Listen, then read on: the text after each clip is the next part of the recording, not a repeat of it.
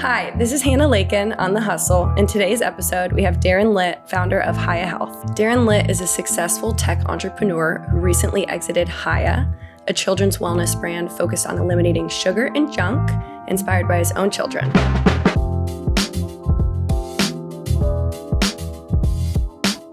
Please get started a little bit about your journey to becoming an entrepreneur. Sure. So my background, I'm born and raised in LA. I actually grew up not really sure what I was wanting to do, but when I entered college, I needed to make a little money, and so I started a tutoring company out in college.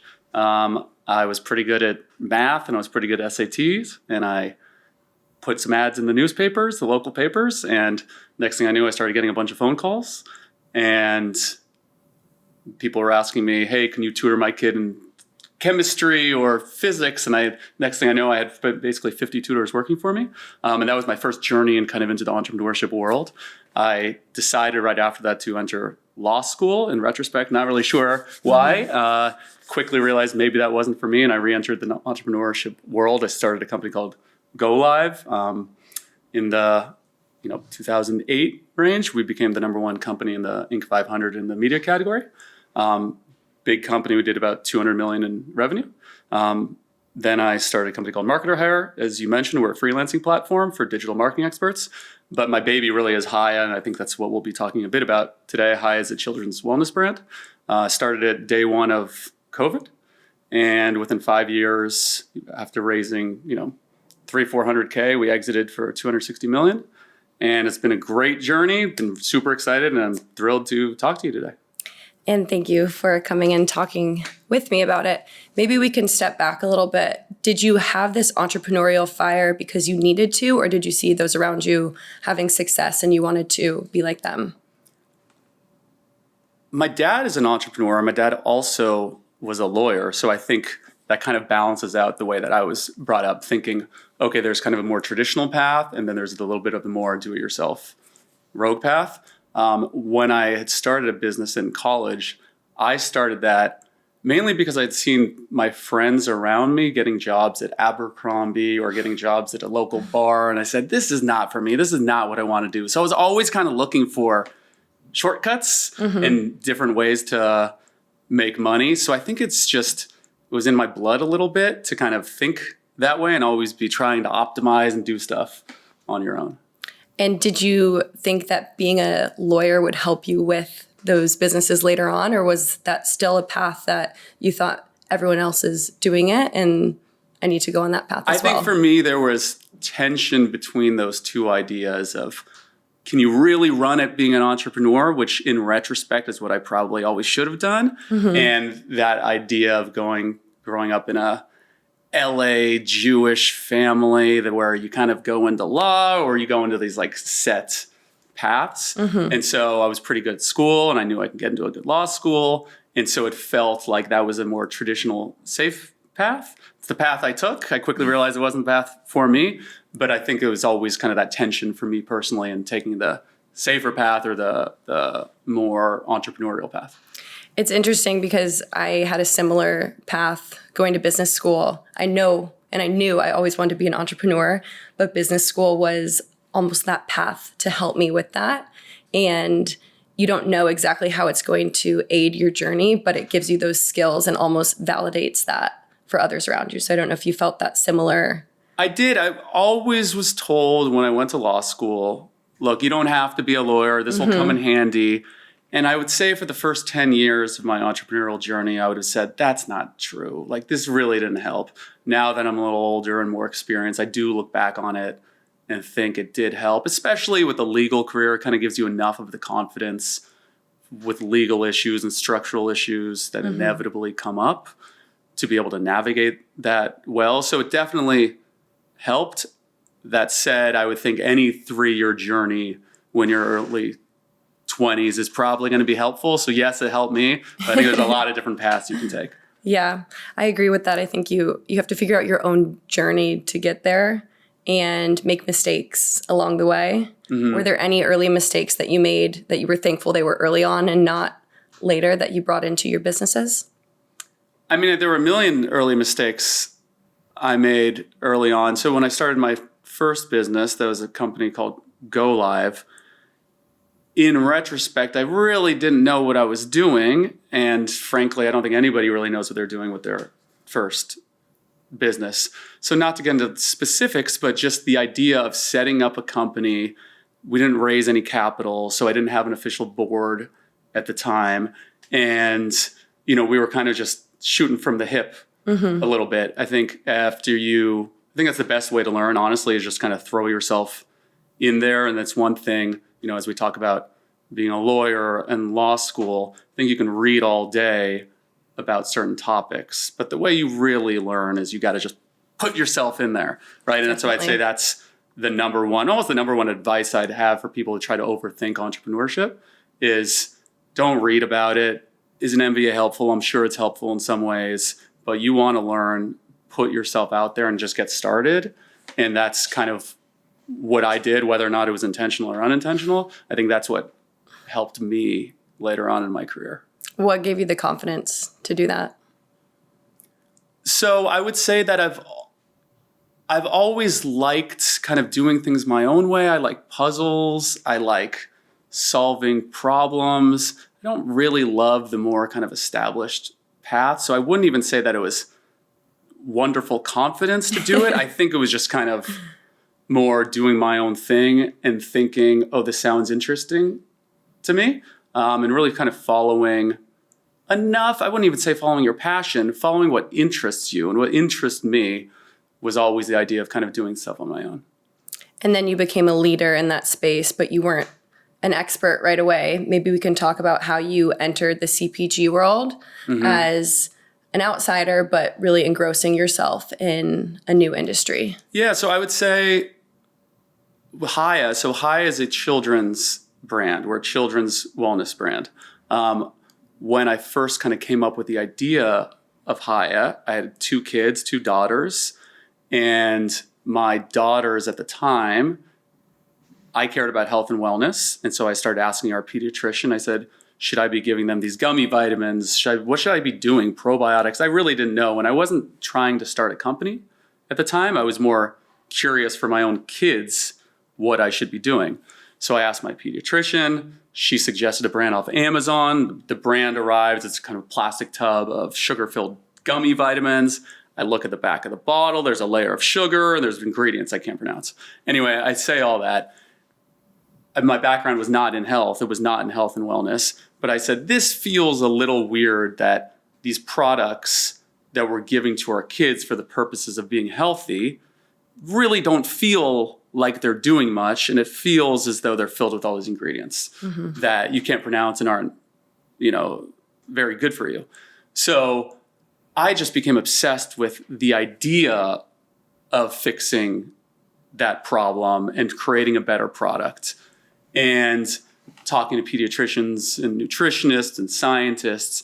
And I think what I was pretty good at and what I've learned is when you're a bit of an outsider to an industry, you're naive enough to ask kind of simple questions, potentially dumb questions, and it helps you kind of break in. And that's what really allowed us to kind of reimagine the industry. And so if you've seen Hiya and you're familiar with the Hiya brand for listeners, we really do stuff differently. And it doesn't feel like a traditional kids brand. It feels like a beauty brand. It feels like an Instagrammable TikTok brand that we brought to the world of kids' health. And I think we were able to do that in part because I didn't come from the CPG space and my background was fresh and I just came at it from a new perspective. So in the beginning, did you focus more on marketing or product? Because it is health and wellness. So you have that intense focus on the product, but you also have to market to both parents and children. Yeah, so there's no more discerning audience in the world than when you're dealing with kids and moms, mainly moms. And so you cannot get away in this space being a marketing business because everybody will see through you. The kids will see through you, the parents will see through you. So we obsessed over the product. And when I think of product, I think what a lot of people in our industry were thinking was product is they think of children's health. They think of the vitamin itself as a product. And I was saying That's not the product. The product is the whole experience. And so what I mean by that is if most companies in our space would give you 2 gummy vitamins to take and it would come in a plastic tub, I said, well, if I don't want this to have sugar and I don't want it to have dyes and I don't want it to have junk, what can I do to make this super fun that's separate from what you actually put in your mouth? So we created a whole experience, and the experience that we made was we send a refillable bottle. It's a bright colored bottle, looks Instagrammable. We send it with stickers that your kids then decorate. So we bring the kids into that experience. And then every month thereafter, we send a refill pouch that you pour into your vitamin bottle, and we send it with a game that excites kids. So that experience is what I think of as product. Of course, we then had to think about now, how do we get that idea out there? And that's where my marketing background really came into play. But I think you got to lead with product in the CPG space, especially if you're dealing with children and especially if you're dealing with health. While I was researching, a couple of the Hiya ads came up. Mm-hmm. And you had these great testimonials from moms, like you said, mm-hmm.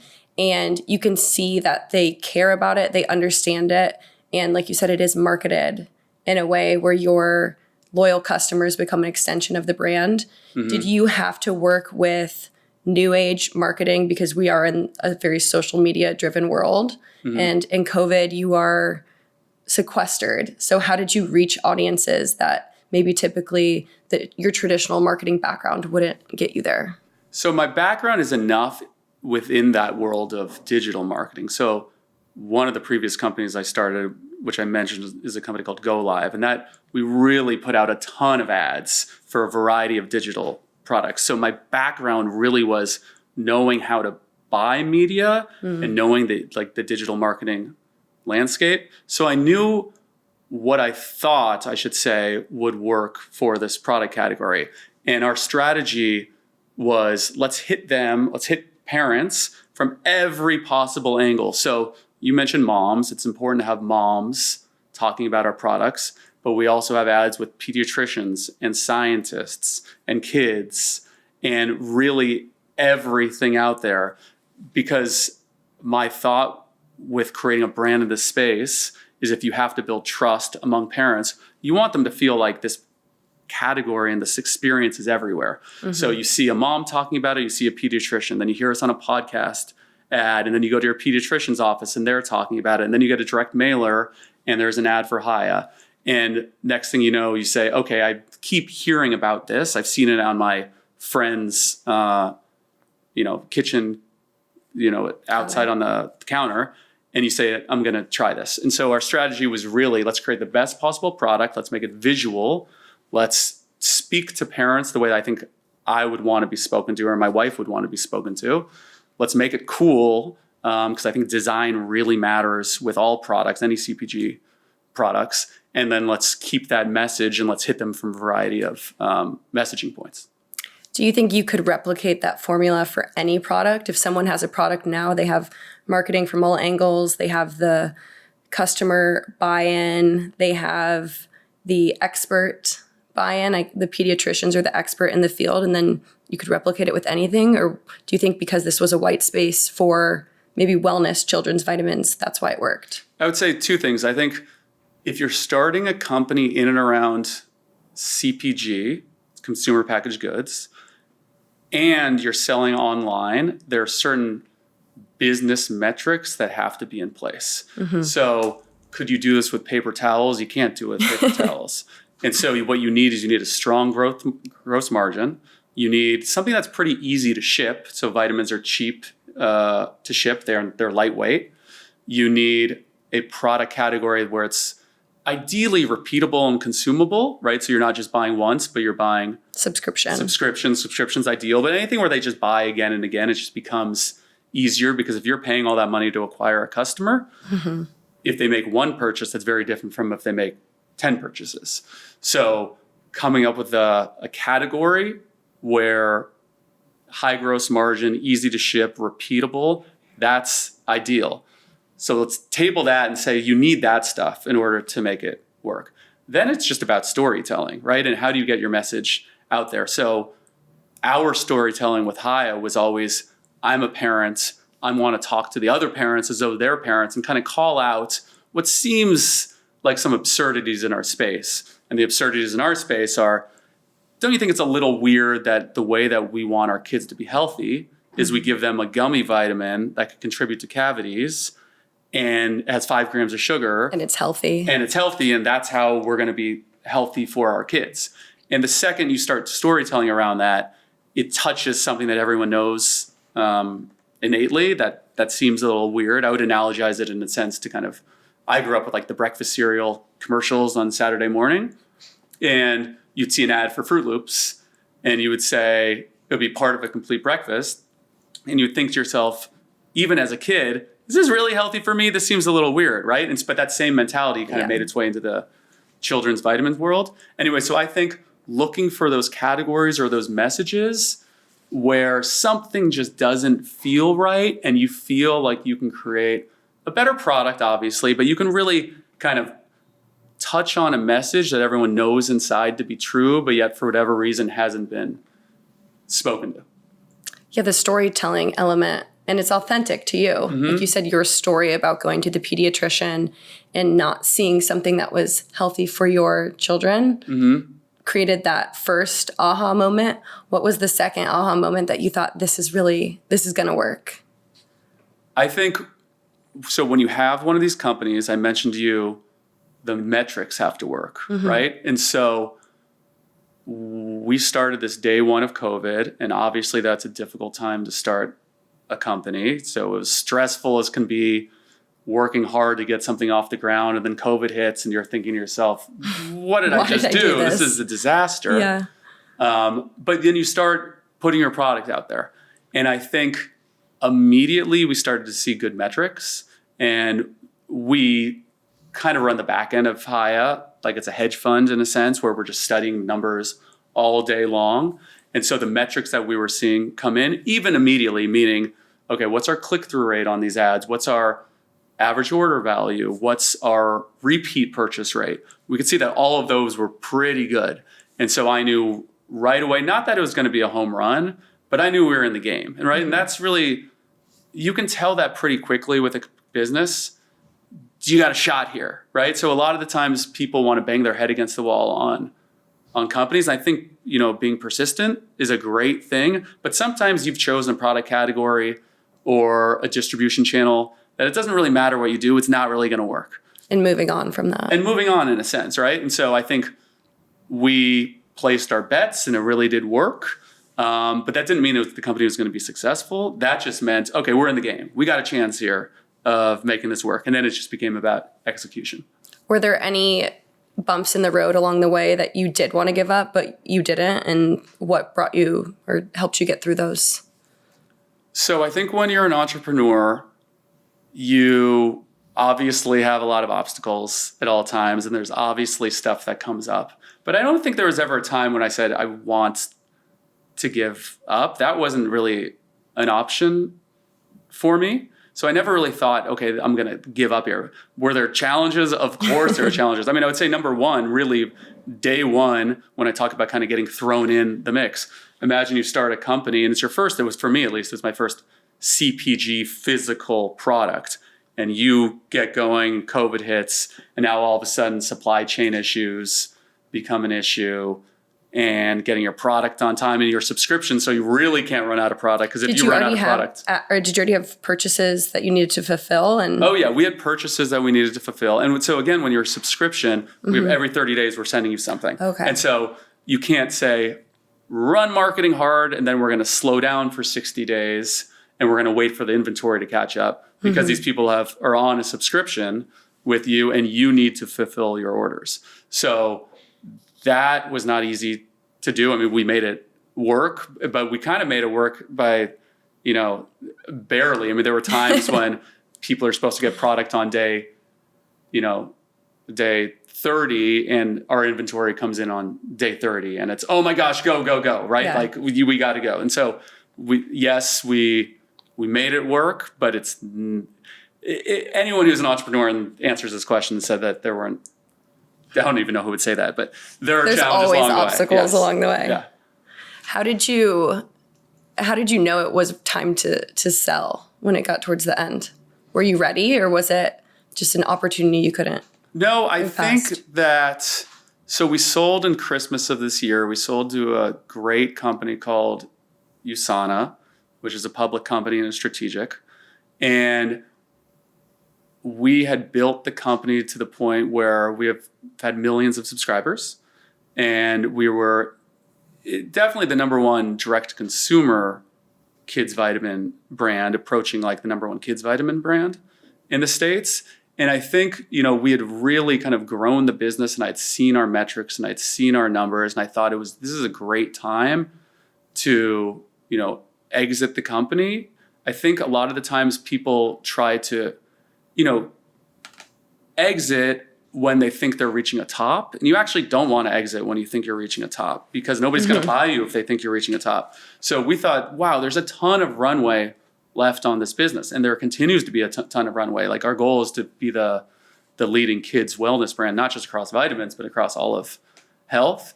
And we knew that there weren't a lot of acquisitions happening at the time, but we thought, look, our story is fantastic right now. We look out a number of years, our story is going to continue to be fantastic. But I think that's kind of the time when you want to find, what I consider a partner, because the company that bought us, they essentially bought 80% of the business upfront in cash, but we continue to be intimately involved with the company.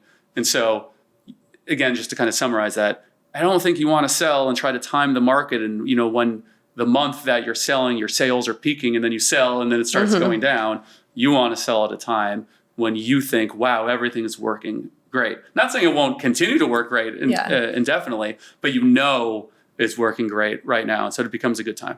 Well, you could pass the baton. You can pass the baton. And I think you want to pass the baton straight face, knowing like we are in great shape. Mm-hmm.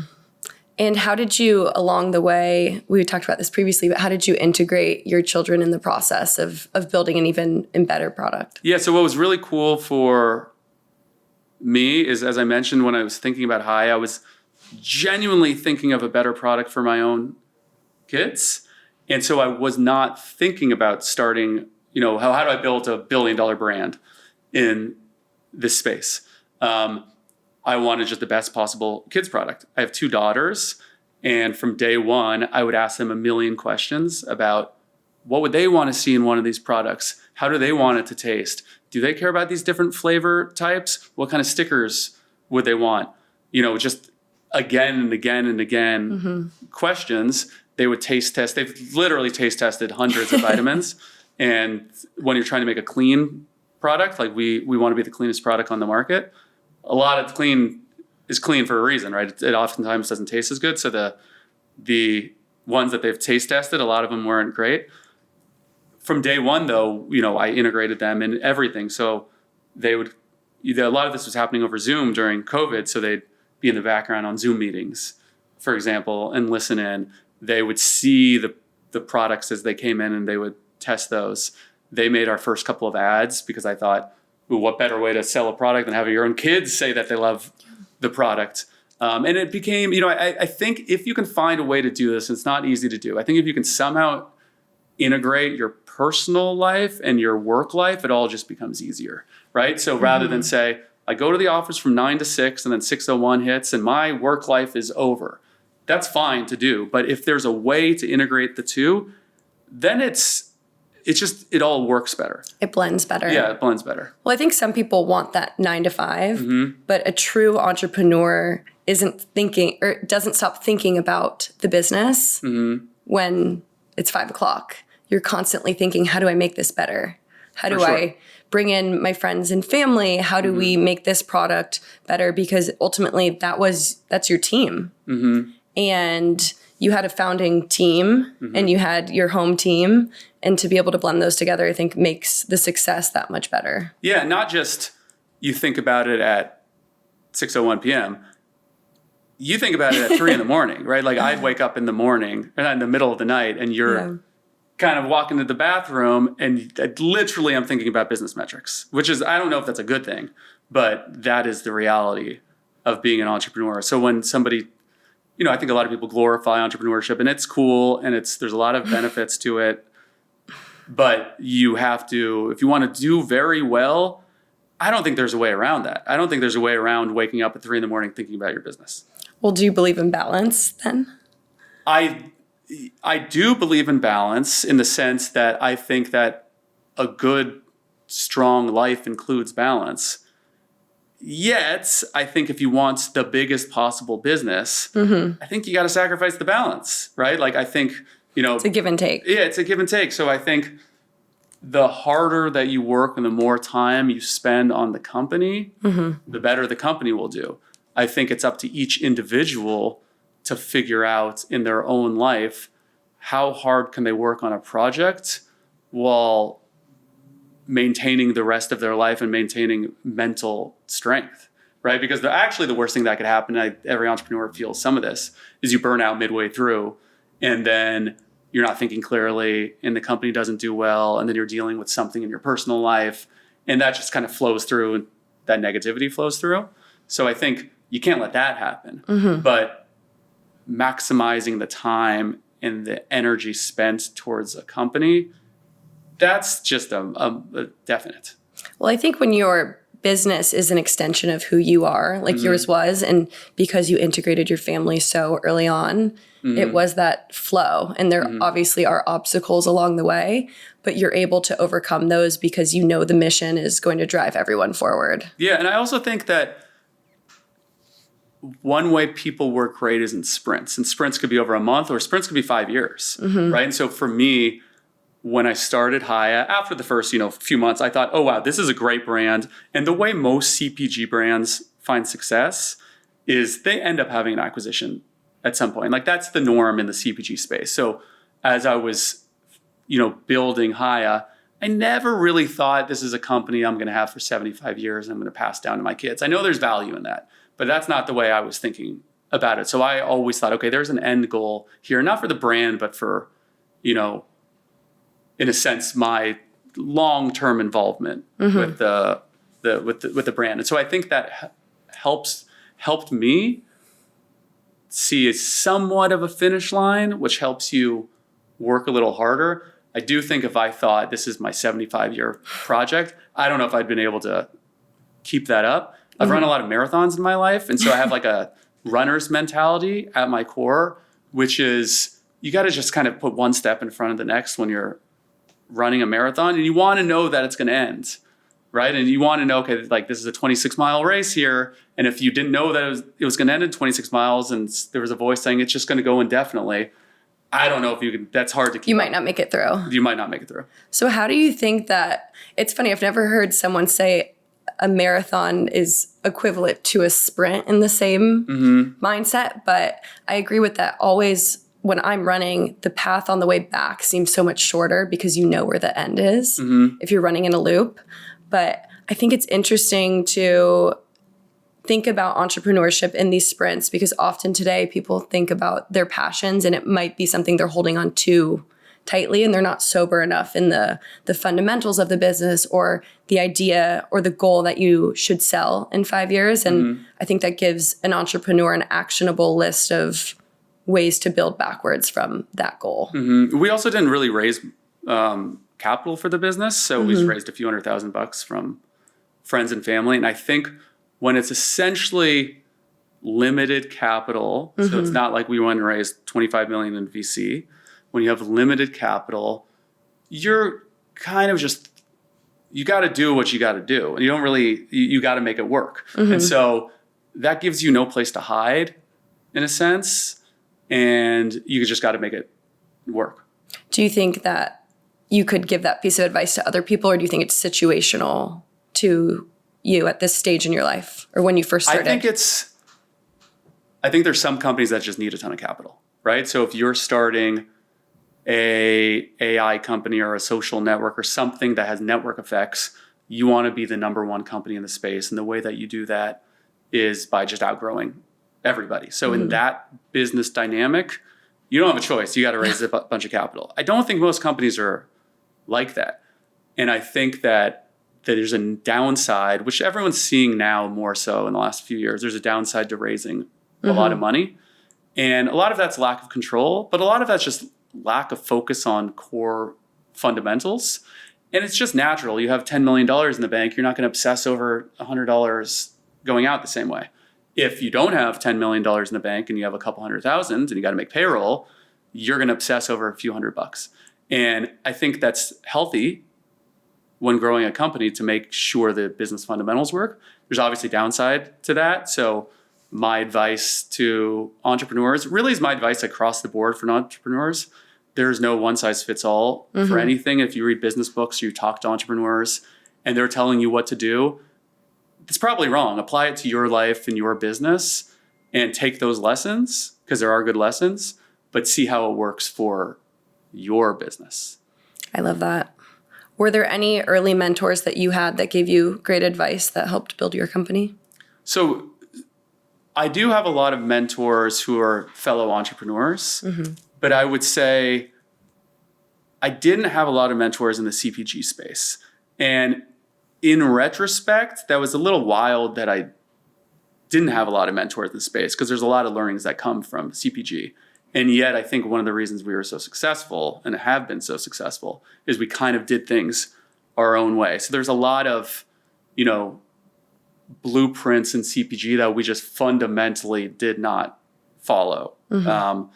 One would be, you go retail, like we had retail interest from a year in, retail meaning the big retailers wanting to carry our brand. And I said, no, we want to story tell and we want to build an audience. We want millions of customers. And then eventually we'll end up in retail. If you talk to a big private equity investor, a VC investor in the consumer space, most of them would say, no, you got to go take advantage of it when you can, go to retail when you can. We didn't do that. And I think if I'd had a CPG mentor, maybe I'd be pushed in a certain direction. Most of my mentors were just more generalized entrepreneurs, right? People who have built companies in radically different industries. And that's kind of what I've looked to for my entrepreneurial guidance. I think there's something to be said, as I was saying a bit earlier, not when you have a mentor that's done your exact industry before in your exact space, it's natural to listen to their words too closely. But I think the journey of an entrepreneur is really kind of do things your own way. Take advice, listen to the good advice, throw away the bad advice. That's, I guess, where the judgment comes into play. Sometimes you'll take bad advice. Sometimes, you won't listen to good advice. But I think that's the way you got to do it. What do you think your secret weapon was? So for me, I think the secret weapon was, I think there's beauty in combining different skills to create something. So for me, what I naturally was good at is I had a background in my digital marketing world with this idea of metrics and subscription management and digital marketing and making sure that I understood the fundamentals of how something worked. But then radically different from that skill set is a focus on design and aesthetic. And I think it's pretty rare to have success in both of those. A lot of people end up being pretty good at kind of the math of it all. And then you have designers who kind of throw the metrics out the window and just want their brand to look beautiful. What I think we did a very good job of is trying to marry those two ideas, right? How do we become a performance marketing machine where the metrics work, but also how do we make this look gorgeous and care about every last detail on our packaging? And so we did a good job with that. I agree. And I've seen, again, I'm not even purchasing children's vitamins, but you see the product and you're immediately drawn to it. And then the testimonials and everything else speaks for itself. So I think, I know. It worked. It did work. Good job. I like to end with a few rapid fire questions. For sure. And we kind of talked about this one a little bit, but is there one piece of advice that you've received that you keep in the back of your head? Yeah, I would say go with everybody finds something to be easy and intuitive, and they ask their friends, and those people don't find intuitive. And I would say listen to that. So for me, it was, why can't this world of kids vitamins be fun and exciting and design forward, and it should look like this, and it should like have this aesthetic. And I would say that to people and they had no idea what I was talking about. And in my head, I was thinking, well, this is very obvious. I don't even feel like I'm saying something that is complicated. So if there's something in your life or some way that you see the world that comes easy to you and seems obvious, don't ignore that. Listen to that voice, because not everybody sees it that way. And that's something that you could do unique. Do you think that marker of someone pushing back is actually the opportunity that you should move forward from? Yeah, this is where kind of what I was saying earlier. I don't think there's a one-size-fits-all advice. So sometimes people push back because your idea is a bad idea. You have to really like think sometimes about it. It's a very bad idea. Yeah. And so I wouldn't want to give entrepreneurs the advice of when somebody says no, that means yes, right? Because that's not true. Yeah. And yet, if it's really seems obvious to you and you have conviction in that idea, don't be turned away because somebody doesn't get it, right? Or thinks it's a bad idea. Because a lot of people say something's a bad idea because they don't understand, because they don't like the risk that somebody else is taking, because of their own, insecurities. Like who knows why people say no, but there's a ton of reasons why people don't like ideas. Yeah. So take it with a grain of salt. Yeah. I think that's important. What is the biggest mistake you made that turned out to be a learning lesson? Biggest mistake I made, I would say, I wouldn't even say this is a mistake, but it's something that I was saying earlier. That idea of, we did not raise a lot of money. We probably should have raised a little more money than we did. I was trying to keep it really close. So I do think give yourself enough buffer there to be able to make a few bad decisions. We really had very little It helped room. you, though. It really helped. But I don't think just because you did it right, that means that's the lesson moving forward. So I would say have enough. The way that businesses don't work is they run out of cash. That's it. That's the way that companies stop working. So make sure that you have just enough cash there where you can maintain control of your company, but don't try to cut it so close that, you risk a company. We made it work. It's great. But there were definitely some days where I was thinking, oh, what did we do? This is wild. Well, you could have that mindset of we're going to run out of cash and run your company leaner, but also know that you might have the buffer to maybe expand on creativity or scale quicker. Yeah. So when we were getting going, we hired our CFO, and we'd been 2 years in, and she came in and she saw the way that we were how was aggressive we were being with our numbers, and almost gave her a heart attack. She was like, I can't believe this is the way that you're doing things, but it fundamentally worked, and we were right in a lot of ways. But I think everything's balanced. What's the best investment you've made that's not financial in these companies? I would say back to my kids. I mean, I think it's getting my kids involved with everything, right? So it would have been much easier for me not to try to incorporate my kids into everything or bring them to a Zoom meeting or, that idea of marrying work and family is great in a lot of ways, but there are challenges there. But I think it's the best thing that I did. And I'm sure they'll look at those moments. I hope so. I think so. I think they'll look back. I had the same, and we talked about this previously, but being in the boardroom with my dad when he was growing his business lit that entrepreneurial spirit for me. And I'm sure your kids see that and want to do the same thing. And if they don't, that's fine. Yeah. But if they do, then they have someone to look to as a mentor.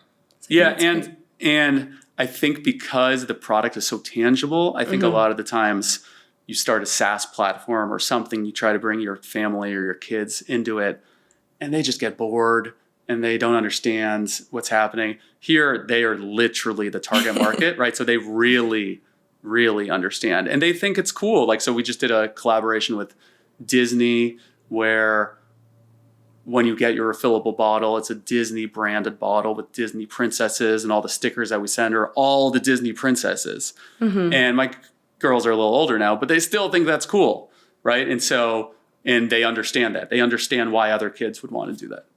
It's amazing to get them involved and become an extension. So that's great. What is a trend you're excited about in business today? So, I mean, obviously everyone's talking about AI. That kind of goes without saying, but I think it's more interesting than exciting the way that AI will impact kind of our industry, which is the CPG industry. So specific to e-commerce, if the advantage used to be, one of the advantages that we had was the ability to buy media, buy Facebook ads, TikTok ads, podcast ads, what have you, and create content and ads around that. What happened with Facebook and TikTok and all the platforms because of AI is they made it so there's not really an advantage to be a media buyer anymore. And I don't think there's going to be much of an advantage to being an ad creator anymore, because all of that stuff is now going to be Streamlined. Commoditized, Exactly. in a sense. So it's not so much an opportunity as much as it's interesting to think about, okay, with physical products, how do you stand out in the future, right? If it's less about being able to buy media better than anyone, it's less about being able to create ads better than anyone, it's less about coming up with ideas because AI will help you come up with ideas, it's less about the copywriting that you have because AI helps with that. Like, how do you stand out? And so I kind of think about that. How do you create a big CPG brand moving forward? I don't know all the answers and how to do it, but I find it to be fascinating. Do you think there's a certain vertical that then is untapped? If wellness is now booming and AI is going to, I guess, come up with the things that we need before we even know we need them, is there a white space? Do you believe there's a white space that still could be uncovered? I think in the CPG space, it's harder to come up with white spaces. I think that in industries, there will be new industries with white spaces. And so as AI kind of dominates over the next generation or so, clearly there's going to be new industries that pop up. And so I think that's going to be the white space More technology. more than anything. More technology, or even how do you leverage AI to enter new areas. So for example, with Hiya, I'm sure if we started Hiya today, we would need fewer people on our team than we would when we started. And that's just as an entrepreneur. Is that a good thing? There's good and bad. I think I love our team. Our team's fantastic. I love the people. That's one of the fun things about starting a company is being with people. So I wouldn't want to, change that too much. Yet the reality is part of entrepreneurship is being efficient with capital and doing stuff faster. A balance. Right. And so if AI allows you to do stuff faster with more people and allows you as an entrepreneur to be involved in more decisions, I think that's probably a good thing. One of the hard things about starting a company is day one, you're doing everything and then you start delegating, right? And you delegate. And next thing you know, you're not the one making decisions. And a lot of times those people make decisions better than you. Yet the company has your DNA. And so as a good founder or CEO, you kind of be the one maximizing the decisions that you make. And so if AI allows you to maximize those decisions, I think that's good. It's going to be interesting to see how teams consolidate, especially in marketing. I think that's a space that teams have gone from 10 people to one person with an AI agent, helping them create a product that you have one picture and it can turn into 500 different variations.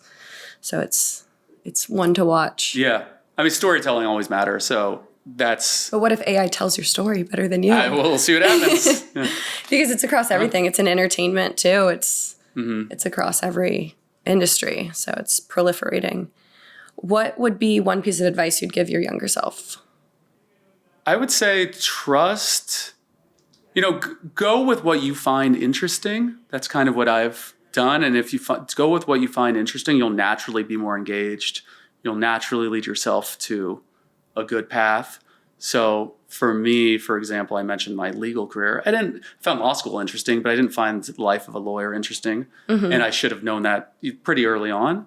And I think, just follow. It's not so much follow your passion. It's follow like what you literally find to be engaging and you're interested in, because the more excitement you have around some opportunity, the better you'll be. Agreed. And my last question is, what does the hustle mean to you? The hustle.